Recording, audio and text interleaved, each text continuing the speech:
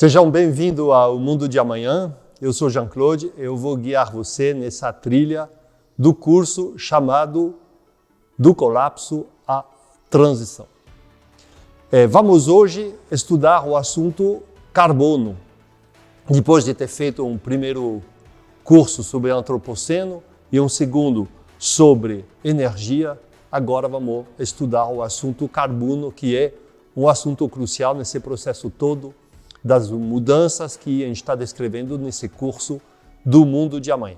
Vamos lá. Então, falamos no início do curso de antropoceno, que então a era geológica, onde o principal fator de mudança no sistema Terra é o ser humano. Anthropos em grego significa humano, antropoceno, essa nova era que a gente se situa agora. Começou no início do século XIX com a Revolução Industrial e a partir de 1950 houve a grande aceleração e hoje não tem mais nenhum pedaço da Terra onde o homem não pisou e deixou sua marca. E aquele vilarejo fortificado, que era já uma grande evolução se comparar com os primeiros vilarejos primitivos, nômades, se transformou nessa megalópole com milhões de pessoas morando, muita energia gasta, muita poluição produzida e também muita atividade, tudo uma organização de vida. Tudo isso aconteceu em 200 anos, baseado num crescimento exponencial de uso de energia, e principalmente energia fóssil, que são três: o carvão, o petróleo e o gás. Se você for ver o consumo mundial de energia, esses três representam mais de 80%. Se representam mais de 80% e vimos que as reservas estão limitadas, que prejudica, então, a permanência desse sistema baseado no crescimento econômico, o PIB especificamente, mas tem outra coisa importante de estudar, que é o impacto do consumo maciço de energia fóssil. Qual é esse impacto? É o que a gente vai ver nessa aula sobre carbono. Então, para estudar isso, a gente precisa entender sobre um fenômeno famoso, mas que a gente vai descrever em breve, que chama o efeito estufa.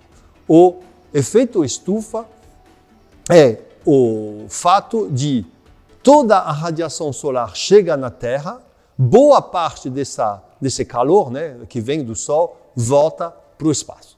Mas uma parte fica. E fica por quê? Porque ela ficou presa na atmosfera. E quando ela fica na atmosfera, ela provoca um aquecimento dentro do sistema Terra, do jeito que ele existe hoje. Então, é importante saber que o efeito estufa é um fenômeno natural. O fenômeno natural, efeito estufa, ele permitiu que a temperatura média na Terra seja de 15 graus. E esse 15 graus é o que permite o milagre, o que chamam de milagre, que é a vida, como a gente a conhece.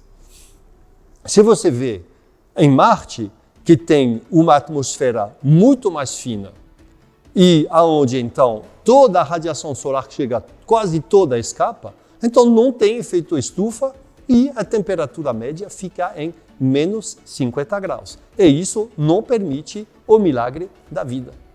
Se você pegar outro extremo, que é Vênus, aonde a atmosfera é bem espessa, significa que a maioria da radiação solar que chega em Vênus fica preso na atmosfera de Vênus, fazendo que o efeito estufa funcione mais, de uma maneira mais eficiente, e a temperatura média fica em 420 graus em Vênus, aonde o milagre não acontece.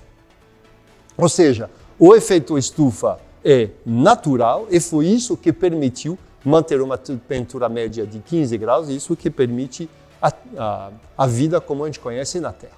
Então, o que aconteceu? Principalmente com o uso de energia fóssil, queimando energia fóssil, a gente aumentou significativamente a proporção de gás de efeito estufa na atmosfera. Significa que, entre aspas, a atmosfera seja mais espessa, ela retém mais o calor dentro dela, e isso faz que a temperatura média na Terra vá aumentando significativamente e simplesmente. Simplificando bastante, porque o intuito aqui não é entrar cientificamente na demonstração e podia ser um pouco mais específico sobre infravermelho, curto, longo, etc. Mas não é proposta aqui. Aqui o propósito é entender como funciona no geral. Então, são 3 principais gases de efeito estufa. O principal é o CO2, dióxido de carbono, e, como eu já falei, ele vem principalmente de ter queimado tanto energia fóssil. Mas tem 2 outros muito importantes, um que chama o metano, o CH4, que é 30 vezes mais poderoso do que o CO2 como gás de efeito estufa. E esse metano ele vem principalmente da pecuária, né? Todo o sistema de agricultura que produz bastante metano, não só, mas bastante. E tem outro gás de efeito estufa, que é óxido nitroso. Esse é 300 vezes mais potente do que o CO2 como gás de efeito estufa. E ele vem principalmente na produção e no consumo de fertilizantes. Então, esses 3 gases de efeito estufa, eles representam, assim, a maioria do fenômeno de aquecimento global, de funcionar mais o efeito estufa na Terra. E como o CO2 é o principal de todos, de longe, sempre se fala em equivalência de carbono, o TEC, tonelada equivalente carbono. Só para dizer, 1 tonelada de metano é igual a basicamente 30 toneladas de CO2. 1 tonelada de óxido nitroso equivale a uns 300 toneladas de carbono. Por isso que sempre traz uma só medida, que é equivalente carbono ou TEC. É assim que está sendo medido. Então, se a gente observa a emissão anual de CO2 na atmosfera, essa curva segue a mesma figura do que as outras que a gente já estudou. Então, principalmente desde até 1820, uma curva basicamente parada, e aí a partir de 1950, grande aceleração e cresce. Só vem na pontinha aí que tem uma diminuição, que é a diminuição da pandemia. Mas basicamente, a emissão de CO2, ela acompanha o quê? Ela acompanha o consumo e a produção de energia e que acompanha o PIB. Tudo isso é totalmente correlacionado. É importante lembrar disso. Se você pega a curva da onde vem a principal CO2, você vê que as energias fósseis são de longe a maior fonte de emissão de CO2. Né? Carvão, petróleo e gás são os principais de longe emissor de CO2.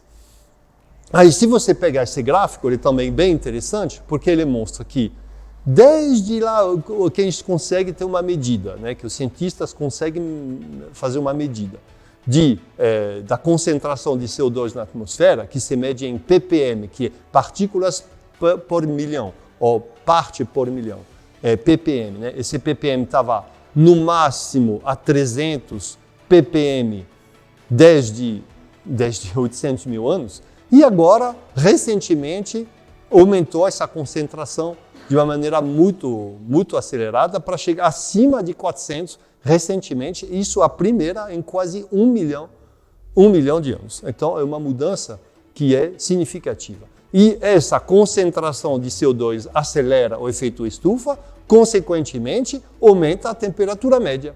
Então, se você vê, a temperatura média já aumentou de mais de 1 grau comparando com temperaturas pré-industriais, pré-revolução industrial. Estamos a 1.2, 1.3, e você vê os cenários que os cientistas estão fazendo.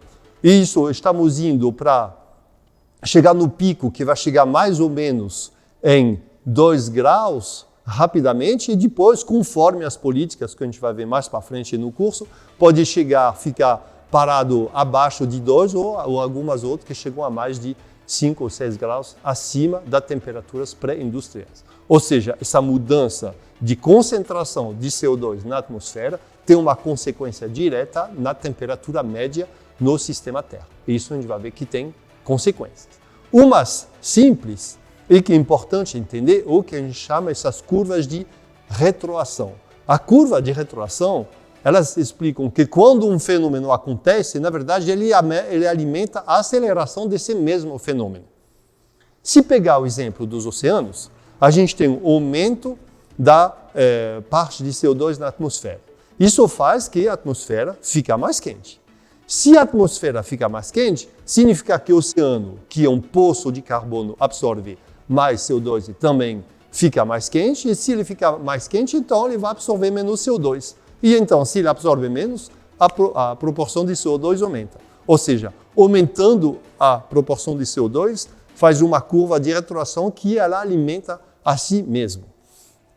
Outro exemplo é os polos. Né? Se a gente tem uma temperatura que vai aumentar, a calota polares vão derreter mais rápido, e como o branco do gelo e da neve reflete mais os raios solares do que quando não é branco, então tem menos reflexão dos raios solares se o tamanho da calota polar fica menor. E se tem menos reflexão, a temperatura aumenta. E se a temperatura aumenta, derrete mais. E assim vai essa curva de retroação específica dos polos. E tem várias curvas de retroação desse tipo, e então que fazem que um fenômeno como esse, ele vai se autoalimentando. Então, isso é importante fazer um rápido agora resumo dessa parte de carbono, que já analisamos as reservas de energia fóssil na aula precedente. E agora a gente vê que o impacto maciço de uso de energia fóssil mostra que a gente está chegando também no limite e a gente não vai continuar do mesmo jeito. Ou seja, nosso sistema econômico, social, tudo, baseado no crescimento infinito, seja pelas reservas, ou seja pelo o impacto do seu uso maciço, isso está chegando a um fim. Então, as consequências mais avançadas disso vão ser estudadas na próxima aula. A próxima aula vai ser sobre mudança climática e eu vou ter o prazer de guiar você nessa trilha de mudança climática na próxima aula. Eu vejo vocês lá. Até já.